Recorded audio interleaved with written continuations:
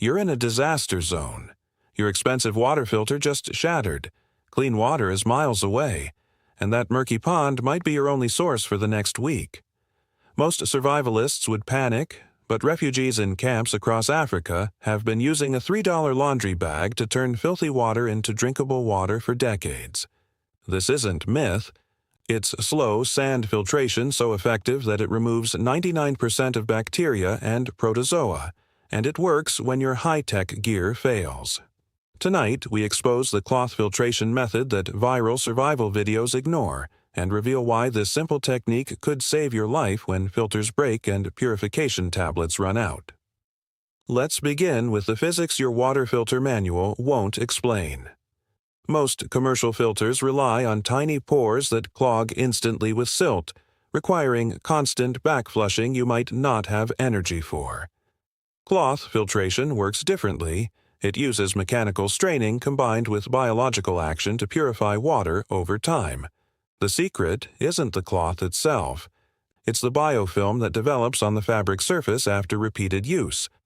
This slimy layer, called Schmutzdecke in German, contains beneficial bacteria that consume harmful pathogens while trapping sediment. New cloth filters about 50% of contaminants. Used cloth filters 99% because the biofilm does the real work. And this isn't guesswork. It's documented science from refugee camp studies across Sudan, Kenya, and Bangladesh. The Refugee Protocol, how it actually works in crisis zones.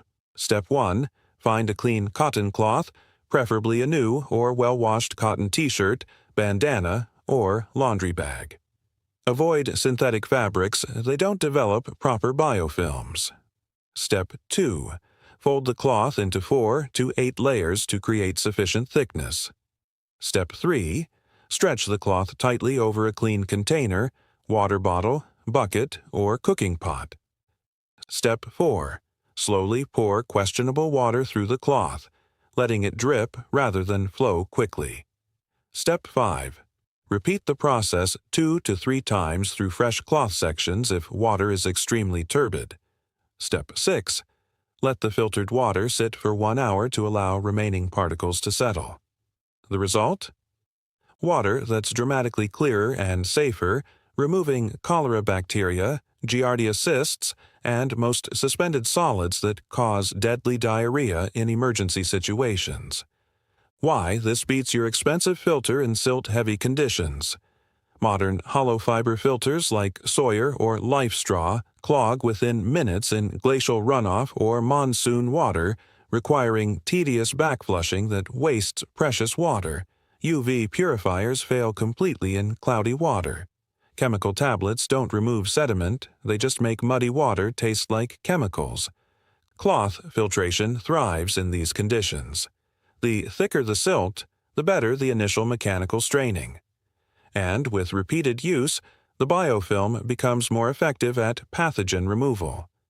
In refugee camps where water sources are consistently turbid, cloth filtration reduces diarrheal disease by 50%, proven in World Health Organization studies across multiple continents. This isn't backup. It's primary protection where technology fails. The critical details viral videos get catastrophically wrong. Mistake 1. Using dirty or greasy cloths. Oil and dirt prevent proper biofilm development and can contaminate water further. Always start with clean cotton fabric. Mistake 2. Pouring water too quickly. Rapid flow pushes contaminants through the cloth instead of allowing proper straining. Water should drip slowly, about 1 drop per second per square inch of cloth. Mistake 3. Reusing the same cloth section repeatedly without cleaning. After 3 to 4 uses, wash the cloth gently with clean water and let it dry completely to prevent harmful bacterial growth.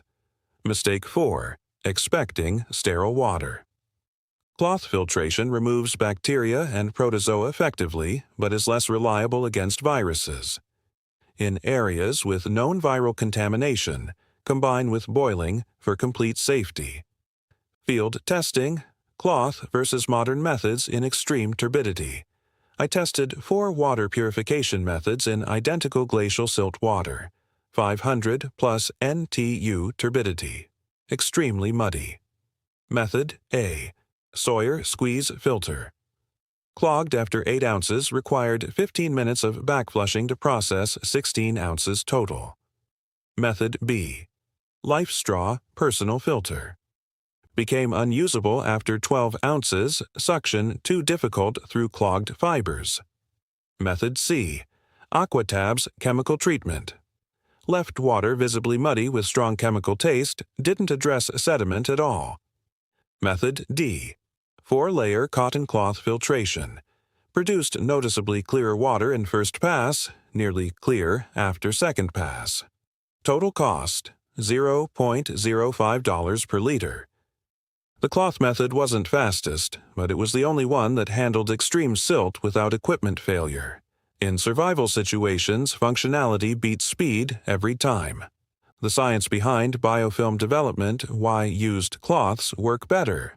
Fresh cotton cloth acts as a simple mechanical strainer, catching particles larger than its pore size, about 20 to 30 microns. But after 2 to 3 uses, a gelatinous biofilm forms on the surface containing beneficial bacteria like Bacillus and Pseudomonas species. These microbes consume organic matter and pathogenic bacteria while creating a sticky matrix that traps smaller particles down to 2 to 3 microns, small enough to catch Giardia cysts, 8 to 12 microns, and cholera bacteria, 1 to 3 microns. This biological layer is why WHO recommends cloth filtration specifically for cholera prevention in endemic areas. The cloth isn't just a sieve, it's a living filter that improves with use. Historical proof why aid organizations trust this method. During the 2000 cholera outbreak in Bangladesh, researchers found that households using folded sari cloth to filter drinking water had 50% lower cholera incidence than those drinking unfiltered water. The study was so conclusive that UNICEF began distributing clean cotton cloth specifically for water filtration in refugee camps worldwide. In Darfur refugee camps, mothers were taught to use their children's school uniforms as filtration cloth, reducing child mortality from waterborne disease dramatically. This isn't folk wisdom. It's evidence-based public health intervention that has saved thousands of lives when high-tech solutions were unavailable or impractical. Making your own emergency cloth filter, what to carry. Buy a plain white cotton handkerchief or bandana, 100% cotton, no prints or dyes. Fold it into quarters and store in a waterproof bag with your survival kit. Total cost, $3. Weight, 1 ounce. Space. Fits in shirt pocket. For extended emergencies, carry a cotton t-shirt. It provides multiple filtration sessions and can be washed and reused. This isn't going primitive. It's intelligent redundancy, carrying a backup that weighs nothing but could prevent days of debilitating illness when your expensive filter clogs in the worst conditions. Limitations, and why cloth isn't a magic bullet. It doesn't remove dissolved chemicals like pesticides or heavy metals. It's less effective against viruses, though still helpful for larger viral clumps. It requires slow pouring and patience. It needs clean containers for collection. But these aren't deal breakers, they're realities to plan for. Carry cloth filtration as your silt-heavy water backup, but keep filters and tablets for clearer sources. Knowledge of multiple purification methods is better than reliance on any single system. Refugees carry all options: cloth for turbid water, boiling when possible, chemical treatment as supplement. The integration protocol, combining methods for maximum safety. In truly questionable water, use a multi-stage approach. Stage 1, cloth filtration to remove sediment and most bacteria/protozoa. Stage 2, solar disinfection, SODIS. Place filtered water in clear plastic bottles in direct sunlight for 6 hours. UVA radiation and heat kill remaining pathogens. This combination addresses all contaminant types while handling the worst water conditions with zero fuel or chemicals. In remote wilderness with only natural contamination, cloth filtration alone is usually sufficient to prevent the most common waterborne illnesses that debilitate survival situations. Why survival schools don't emphasize this, and why that's dangerous. Traditional courses focus on selling expensive gear, filters, UV pens, chemical treatments. Buy this $200 system generates revenue. Carry a $3 cotton cloth doesn't. But real-world disaster responders know better. Doctors Without Borders includes cloth filtration training in all field operations. Military medics in austere environments teach it as standard protocol. The gap between commercial survival training and actual field practice is dangerous, leaving students unprepared for the silt-clogged reality of wilderness water sources. Your 30-day water filtration challenge starting tonight. Week 1. Buy a 100% cotton bandana. Wash it thoroughly to remove manufacturing residues. Week 2. Practice with muddy backyard water. Test different folding thicknesses. Time filtration rates. Week 3. Compare results to your current filter in silty conditions. Document clarity differences. Week 4.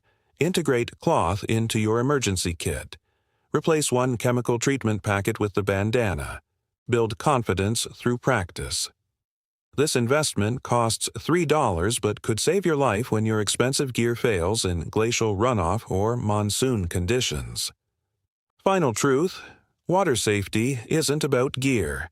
It's about adaptability. Refugees survive not because they have better equipment, but because they understand low-tech solutions that work when complexity fails. They observe water conditions, match methods to environments, and never rely on single points of failure. Your $200 filter is excellent until it clogs in silt. Your $3 cloth is simple, but it works when technology breaks. Reclaim that wisdom. Learn cloth filtration, master its limitations, respect its power, because when you're dehydrated, exhausted, and your filter just died in glacial silt, there won't be a store to buy another. There will only be physics and your understanding of it. That understanding is the one filtration method that never shatters, never runs out of batteries, and never fails when you need it most. Stay hydrated. Stay resourceful. And remember, sometimes the oldest filters still strain the clearest truth.